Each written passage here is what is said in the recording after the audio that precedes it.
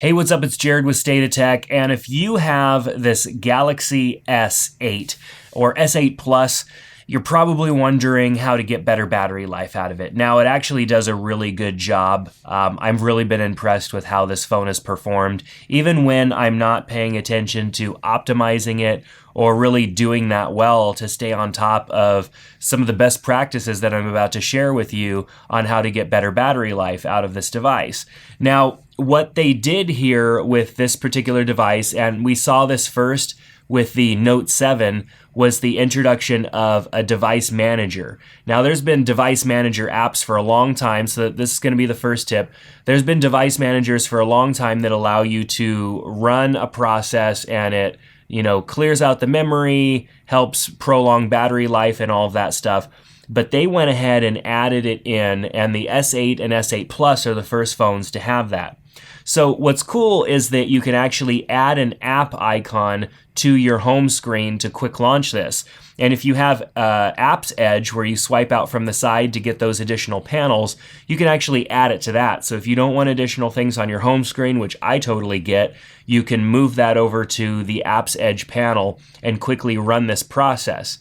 Now, this is different than just simply closing out of all of your apps by going into multitask and swiping or hitting close all. This actually is going to go and do a lot more stuff. So let's take a look first at how to get that on the home screen. I'm going to go to my settings and I'm going to go down to device maintenance, and it's going to start to show me, what's going on with my phone and what it can do to help. At the top right-hand corner, there's those three dots for the menu, and you can tap on Add Shortcut to Home Screen. Now that shortcut, adding that to home screen, is going to add this icon that's going to make it really easy for you to just simply tap and then go in and run that device maintenance. So let's go ahead and do that.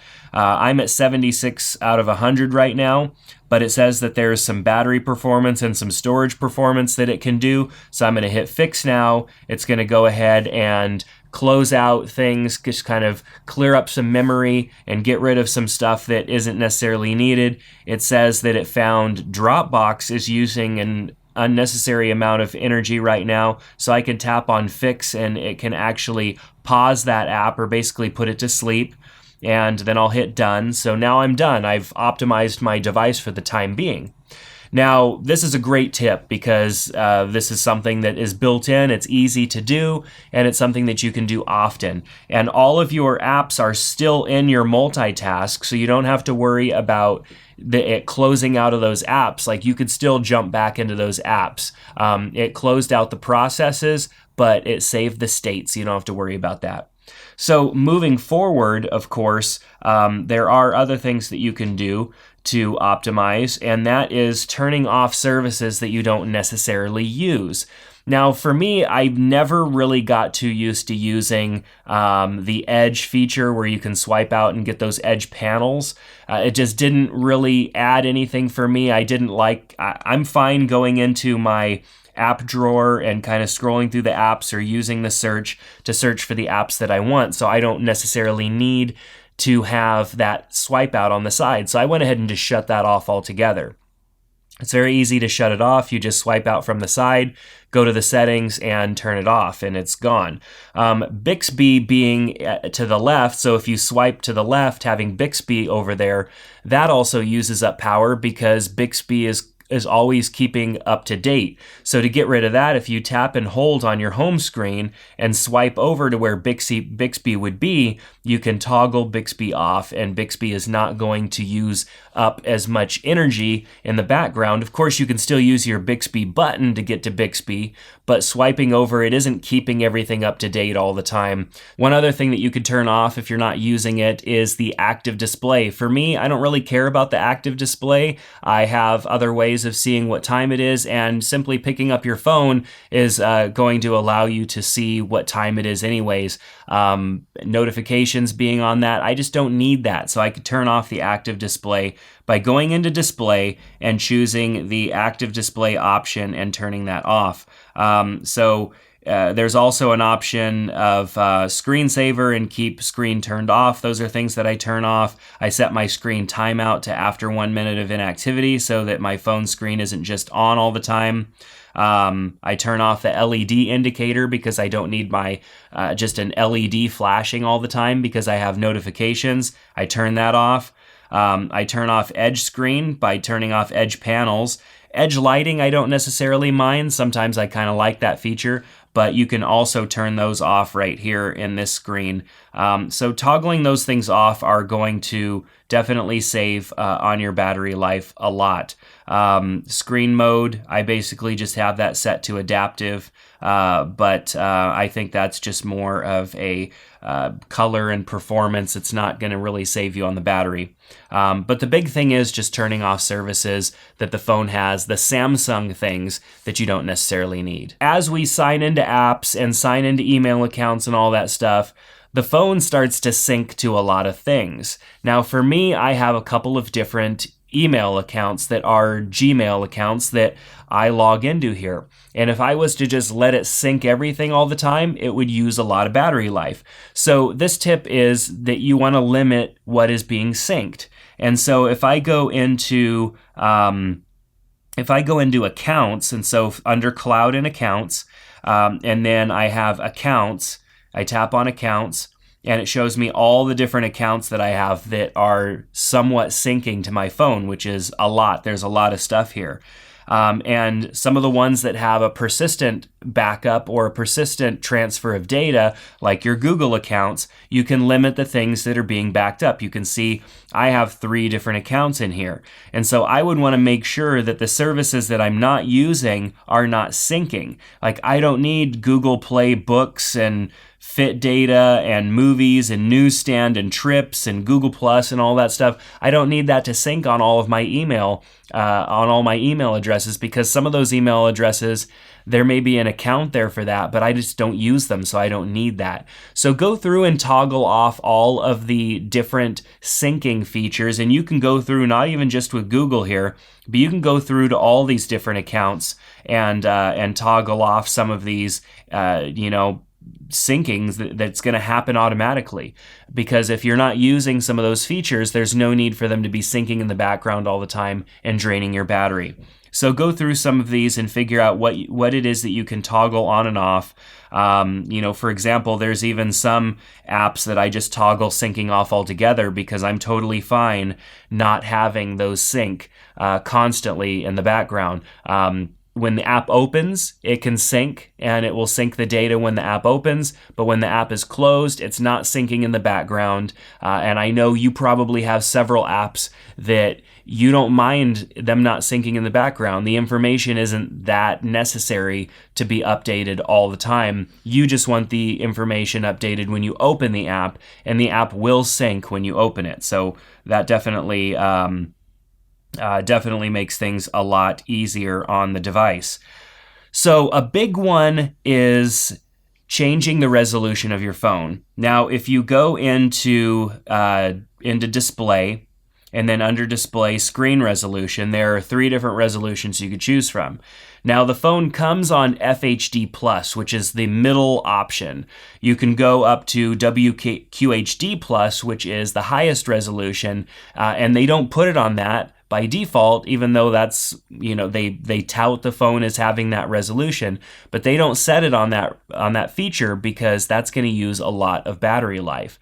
Now, I found going down to HD, which is 1420 by 720, or 1480 by 720, though that sounds low resolution, I haven't noticed much of a difference in decrease in quality on the device. Now, most of the time that I'm on social media or that I'm on YouTube or something like that, watching videos or maybe even playing a couple of games, I'm not connected to power. I'm out and about, maybe waiting for a meeting or something like that. And I don't necessarily need it to be super high quality. If I want high quality, I can go and switch to FHD Plus later and get that higher resolution. But for me, HD Plus is plenty fine for a majority of the time, and nothing really changes with the icon sizes, nothing changes with really anything. When you're reading text, you can kind of see the pixels a little bit because it's decreasing that resolution quite a bit, but it's really not that noticeable. I mean, it's not that big of a deal, and I've noticed that at the end of the day, if I'm on FHD Plus, I'm probably going to end the day with about 30% battery life left. If I leave it on HD, I'm often ending the day with 60% battery life left. That's a lot of battery life. You could get 2 full days of use out of this phone, of good use, not just the phone's on and it's in your pocket all day, of good use out of this phone if you decrease the screen resolution. So I recommend doing that and hitting apply. After doing that, you may need to close out of some apps because they may not adapt to that resolution change too well. In one occurrence, I've actually just restarted my phone to prevent some of the apps just looking a little wonky because you're changing the resolution. It's the same thing when you change the resolution on your computer. Sometimes you have to restart the computer for all of those apps to look good. So a big data, or not only a data suck on your phone, but a battery suck is your social media apps. Facebook is a huge one. Instagram, Twitter, LinkedIn, all these social media apps use a ton of battery because they're running in the background. They're sending you tons of notifications. They're tracking your location. All of that stuff is going on in the background. And so if you just simply, use social media just to, browse every now and then to check in and just see what everybody's up to, but you don't care about all those other features, turn some of them off. Go into the settings of your Facebook app. So click on that hamburger menu over on the right. Go down to the bottom where there are the different settings. So you have to scroll down a little ways. Go to app settings. Go to notifications. Turn off the notifications that you don't care about here. On this phone, there's vibrate, phone LED, sounds, and then there's notifications for wall posts, comments, friend requests, all these things. I don't care about most of these types of notifications. I can get to Facebook when I get to Facebook. Now, when you choose to turn off notifications, it says do not disturb, and it gives you a time frame in which you can turn these on or toggle these. And I'm just going to tap on until I turn it off because I want those to be disabled forever. When I come to the app, I'll see my notifications, I'll get my notifications there in the app, but they're not going to be syncing and sending me those notifications periodically throughout the day when I'm not in the app. And to me, that's fine. Get rid of them. Chances are I can go on my computer and get those notifications if I want. I don't need them sucking the battery life down on my device. Now, there are a couple of other options in here. We talked about the sound not playing earlier in a different video. So if you are frustrated with Facebook auto playing audio and videos, there's another video. We'll link to that so that you can check that out. But there are other settings in here that you can go ahead and update as well. So of course there are other things that you can turn off in here as well. Like if you don't need Facebook tracking your location all the time, simply go to settings and then just do a search for location. I love how the settings menu has a search so that you can search for the features. Tap on location and you're going to see a list of apps that are all using your location. If you tap on Facebook, and there's lots of other apps in there as well, you can actually turn off location sharing in that, and that's actually going to disable location sharing altogether, which will drastically decrease the battery suck that some of these apps are taking. Now, obviously, the best way to not have social media sucking down your battery life is just to delete the apps altogether, but most of us are not going to do that. So there are a couple of different options for you there. You can either turn off certain services to the app, such as going in and turning off location. I don't have a lot of these things toggled, basically just location and storage. But if I toggle off location, it's no longer going to be updating the location in the background. Now, this also will make it harder for you to check into things using location-based services within the app, but it's going to save you a lot on your battery. And there are many other apps that you can toggle this off on. So when you're thinking about the different apps you use, and usually social media are the biggest battery life suckers, you want to look at what you actually need installed on your phone, what you actually need running on your phone. And if you don't need those then you can just get rid of them. And then, of course, there is the ability in device maintenance to go into the battery tab, and you can actually toggle some of these apps off altogether. Now, this is only going to stay this way until you reopen one of those apps, but you can turn one of these off. Like, for example, I could turn Instagram and just basically mute Instagram, and it's been put to sleep. So now Instagram isn't going to do anything until I open it up the next time. So a couple of bonus tips. Now, I talked about the device manager before. The device manager is great. The device manager in its battery section has these power saving modes. Now, these power saving modes are something that are going to alter the experience of your phone a bit. By default, they come set to off, and you can have it set a power saving mode when your battery gets down to 15% or a certain percentage, which is great. But if you really want crazy battery performance, you can go ahead and set your power saving mode to mid or max. Now, if you set it to mid, what it's going to do is decrease your screen resolution to HD, which we already did in one of the previous tips, but it's also going to limit your CPU speed on your phone. So it's going to limit the kind of the horsepower of your phone. Imagine going from driving a V8, a vehicle with a V8 engine, to a vehicle with a V6 engine. You're going to get a little bit better fuel economy, but you're going to lose a little bit on that horsepower. So you can go ahead and turn these off simply by hitting apply, and it's going to give you that medium power saving mode. Now, there's also a maximum power saving mode, which is going to go ahead and crunch a lot of stuff on your phone.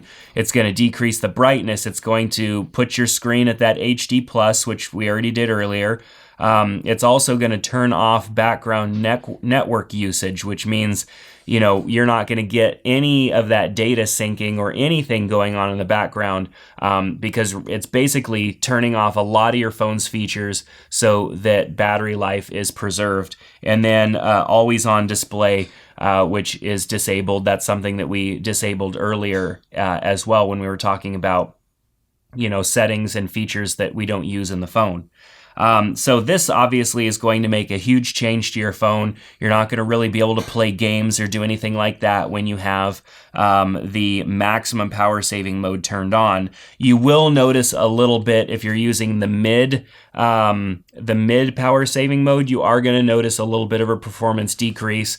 I usually leave my phone on mid all the time, and when I'm on my phone and I'm doing a lot of work using my phone, jumping between apps, I will turn it off temporarily so that I can get a little bit of that horsepower back. So that's going to do it for our video here on power saving tips, how to get the most out of your Samsung Galaxy S8 or S8 Plus. If you have any questions or thoughts, or maybe even a tip of your own, leave it in the comment section below.